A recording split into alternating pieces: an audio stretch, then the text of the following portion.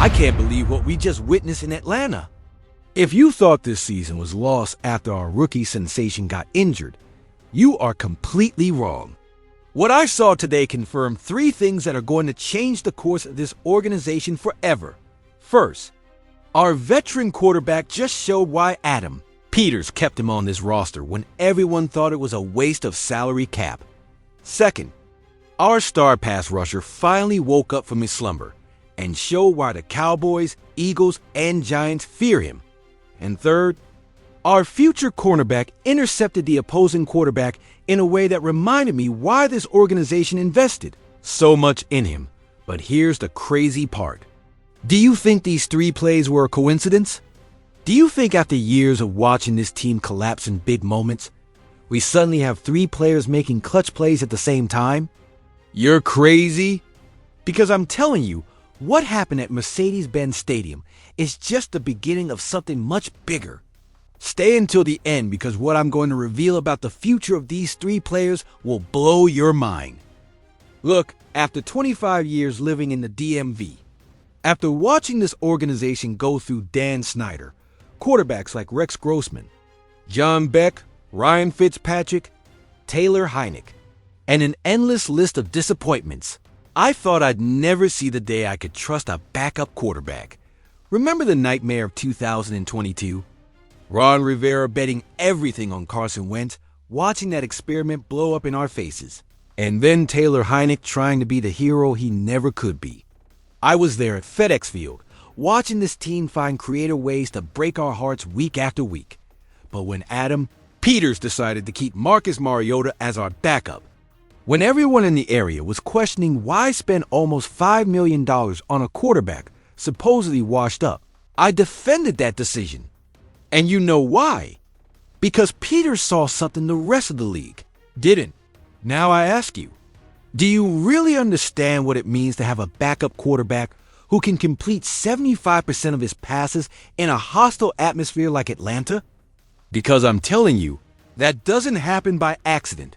Mariota went into that game knowing he had to face a Falcons defense humiliated after that embarrassment against Carolina the previous week. Raheem Morris had a whole week to prepare his guys, and they came out like hungry beasts looking for redemption. But here's the technical part most of you won't hear on any other channel. Mariota adjusted his pre-snap reads like only a 10-year NFL veteran can. When he saw that Atlanta was playing cover 2 man most of the time, he immediately identified that Luke McCaffrey would have an advantage in the slot, and that touchdown connection with McCaffrey, that was pure burgundy and gold. Mariota read the coverage, saw that the linebacker couldn't keep up with McCaffrey on the crossing route, and put that ball exactly where it needed to be. 62 yards in the first half, a touchdown, 0 interceptions, and a passer rating of 113.9. But I think the most impressive thing was his pocket management. The Falcons brought extra pressure on 40% of the downs, and Mariota was only sacked twice. You know what that means. His internal clock is working perfectly, understanding the timing of this offense under Cliff Kingsbury better than any of us expected. Now, I'm not going to lie like other analysts who try to paint everything rosy. In the second half, when this team had to chase the score, we saw Mariota's limitations. That Xavier Watts interception, that was the direct result of trying to force a deep pass when the play wasn't there. Mariota saw we were down 2 touchdowns, felt the pressure to make something spectacular, and made a decision Jaden Daniels would never have made. But here's what makes me optimistic. Did you see how he responded after that interception? Instead of getting nervous, instead of starting to play scared like we've seen so many quarterbacks in Washington do over the past 20 years, Mariota got more aggressive. That connection with Deebo Samuel Sr. in the end zone in the fourth quarter was absolutely spectacular. Mariota had to make that throw with 2 defenders in coverage, had to put the ball in a 12-inch window, and did it with the confidence of a quarterback who has been in clutch situations before. Now I ask you, when was the last time you saw a Cowboys backup quarterback make a play like that under pressure? When Dak Prescott got injured last year, Cooper Rush completed 58% of his passes and couldn't win a single important game. And the Eagles? When Jalen Hurts struggled mid-season, Marcus Johnson and Gardner Minshew combined couldn't keep Philadelphia competitive for even a single. We thought the Giants don't even deserve comparison because Daniel Jones has been so inconsistent they don't even know if he's a starter or a backup. But we have a quarterback who can come in at any moment and keep this offense running at 80% capacity. Do you understand how valuable that is in a league where a competent backup quarterback can cost $15 million per year?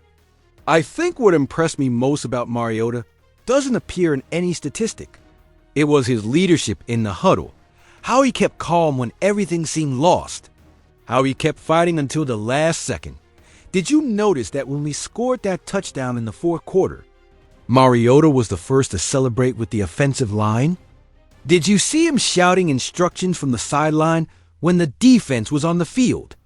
That's the kind of leadership you can't teach. You can't buy in free agency. Mariota understands his role is not just to be a game manager when Daniels is injured, but to be a veteran elevating everyone around him. But can you win a Super Bowl with Marcus Mariota as starter? I tell you this, probably not. But can you win enough games to stay in the fight until Daniels returns? Absolutely. And that's the difference between this organization and the organization of the past 20 years. We finally have depth. We finally have a plan B that's not a total disaster. Mariota showed in Atlanta he can handle a complex offense, make difficult throws when necessary, and has the heart of a warrior. Is he perfect? Not at all. Is he enough to keep our hopes alive? Absolutely yes. Yes. If that surprises you, wait to hear this about Frankie Luvu, because this news has me more excited than watching Alex Ovechkin lift the Stanley Cup in 2018. Remember when we signed Luvu last year? Everyone in this city was skeptical. He'd just come out of Carolina, a team not traditionally known for developing elite pass rushers, and we gave him a multi-year contract without really knowing what to expect. But after that spectacular season where he racked up 8 sacks and earned second-team All-Pro honors, I thought we finally found our Ryan Kerrigan of the future. A player who was going to be the anchor of this defense for the next 5 years. And then came the start of this season. And Luvu had been more invisible than the Giants' offense against a decent defense. 0 sacks in 3 weeks. No significant pressure. And I started to wonder if we made another classic Washington mistake, paying a player for what he did the previous year instead of what he's going to do in the future, Doc. But now I ask you, do you really understand what it means to be an elite pass rusher in the modern NFL? It's not just about speed off the edge or pure power moves. It's about timing, understanding blocking schemes, knowing exactly when to make your move to maximize your effectiveness. What I saw from Luvu in Atlanta confirmed that his first 3 weeks weren't due to a lack of talent, but a lack of chemistry with the rest of the defensive line. When Jonathan Allen is occupying 2 blockers in the middle, when Darren Payne is collapsing the pocket from the inside, that's when Luvu can use his versatility to wreck game plans. That pressure on Michael Penix Jr. that we initially thought was a fumble was the result of a perfect storm of defensive coordination. Luvu used a rip move he learned studying film of Khalil Mack, combined with perfect timing that only comes from hundreds of practice reps. And you know what was most impressive about that play? It wasn't the 6 yards the Falcons lost, but how Luvu adjusted his rush lane to force Penix where he knew the other pass rushers would be. That's all pro-level football IQ. I think what most fans don't understand is the psychological impact a dominant pass rusher has on the entire game. When Penix saw Luvu coming like a missile on that play, his internal clock immediately sped up for the rest of the game. Did you notice that after that pressure, Penix started making quicker throws? Did you see how he started to check down to Bijan Robinson more frequently instead of waiting for deep routes to develop? That's the Luvu effect, baby. It's not just what he does when reaching the quarterback, but the fear he instills in the quarterback's mind knowing a hit. That can change the game, could come at any moment. Now I ask you, when was the last time you saw a Cowboys pass rusher have that kind of impact on a quarterback? Micah Parsons had a good rookie season, but since then has been more marketing than real production. The Eagles with Hassan.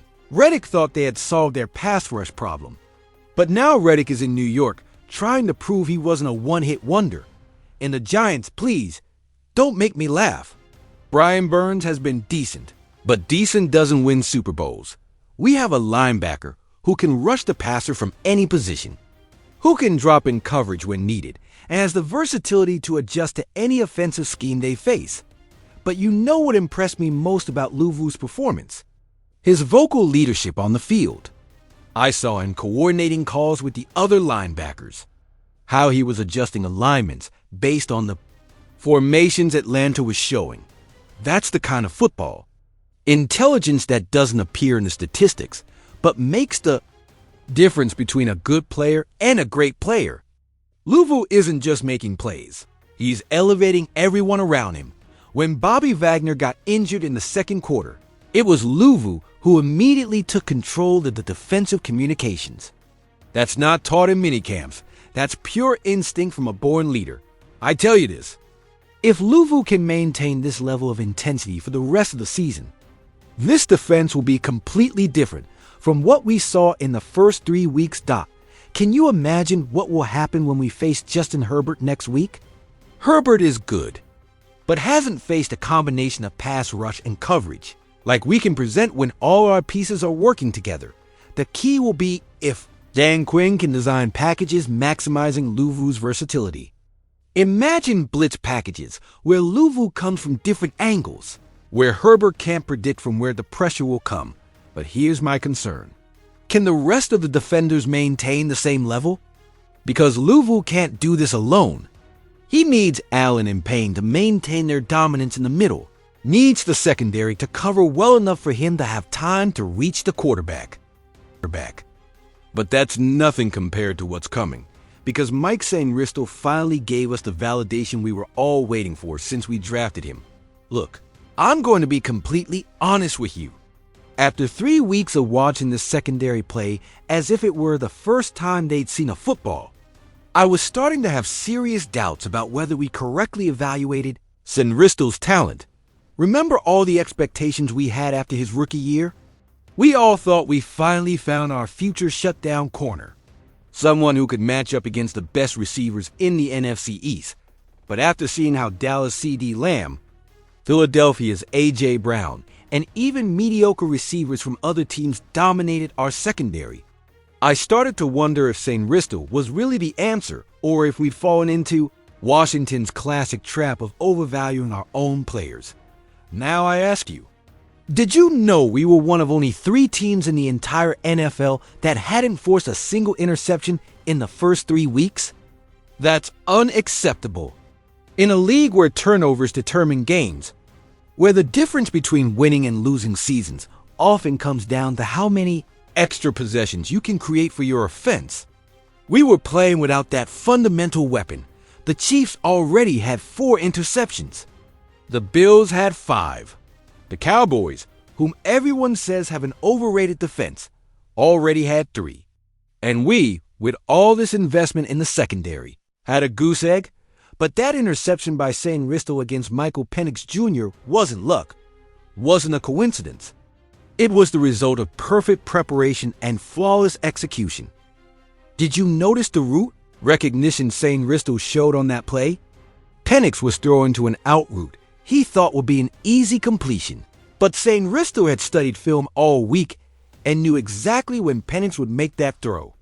The break on the ball was perfect. Sainristil didn't jump the route too early, didn't show his hand too soon. He waited until the exact moment Penix committed to the throw, and then made his move. And the best part of all this, that wasn't the first time Sainristil intercepted Penix. He'd already done it in the college football playoff national championship in January 2024. There's something about that matchup that works perfectly for our cornerback. But you know what frustrates me most about that play? That we only got a field goal after that interception. Sainristil makes the play of the game up to that point, puts us in enemy territory with incredible field position, and our offense can only manage 3 points. That's unacceptable. I've seen championship-level teams turn interceptions in enemy territory into touchdowns 70% of the time. We had a gift-wrap opportunity and wasted it completely. And to make matters worse, immediately after, Tyler Allgeier ran 15 yards for a touchdown and reminded USA you can't waste opportunities in the NFL. Every possession matters. Every turnover is precious. And when you don't capitalize, the other team will make you pay. Now, I ask you, when was the last time you saw a Giants cornerback make an interception of that caliber? Adoree Jackson has been decent, but decent doesn't win championships. The Cowboys with Darren Bland had a good season last year, but consistency is what matters in the long run. Sainristil is showing signs of that consistency you need from your number one corner. And the Eagles, don't get me started on Darius Slay. That man is getting older every year. And you can see the decline in his game film. Sainristil is just entering his prime, learning from his mistakes and showing the kind of ball skills you can't teach. That interception was just a preview of what we can expect when everything clicks. I believe this interception will be the turning point for Sainristil's season. Sometimes a player just needs one big play to build confidence, to remember why he belongs at this level. Can you imagine what will happen when we face Justin Herbert in the Chargers? Herbert likes to test young cornerbacks, likes to see if they can handle his arm strength and accuracy. But if Sainristil can use this interception as momentum, if he can carry this confidence into next week, Herbert might be surprised by what he finds when he tries to target our secondary. But here's my biggest concern. One good play from Sainristil doesn't fix all the problems we've seen in our secondary during the first 3 weeks. What about our safeties? Can they provide the help Sainristil needs when he's covering the best receivers? And what about our other cornerbacks? Can they step up and match Sainristil's level? Because facing Herbert without proper help will be impossible. The Chargers have weapons like Keenan Allen and Mike Williams that can exploit any weakness in your secondary. Sainristil made one great play. But consistency is what determines whether you're a good player or just someone who makes occasional highlights. When I analyze these three news pieces together, I tell you this: we have all the pieces to be competitive, but execution is everything in the NFL. Mariota showed he can keep us afloat when Daniels is injured. Luvu finally woke up and showed why we invested in him. Sainristil gave us that first interception we desperately needed. But the real test comes next week against Herbert and the Chargers. Do you think Marcus Mariota can outplay Justin Herbert in Los Angeles? You think Frankie Luvu will maintain this intensity against an offensive line that's been protecting Herbert all season? And do you trust that Mike Sainristil can cover Keenan Allen without help? Leave me your comments, because I need to know what this community thinks. If you believe Mariota deserves more respect after his performance, tell me why. If you think Luvu will dominate the rest of the season, share that optimism. And if Sainristil has convinced you our secondary can improve, spread that hope. But more important than anything else, if you are true Commanders fans like me, if you live and breathe burgundy and gold like I do, then I need you to subscribe right now. Because every day we will bring exclusive analysis, breaking news, and the most honest perspective on our team. Hit like if you agree with my analysis. Subscribe so you don't miss a single news piece about the Commanders. And activate notifications, because when something big happens with this team, you will be the first to know. This community is a family, and in families, we support each other through good times and bad times. Your support keeps this channel alive, keeps bringing you the content you deserve. And remember, hail to the Redskins.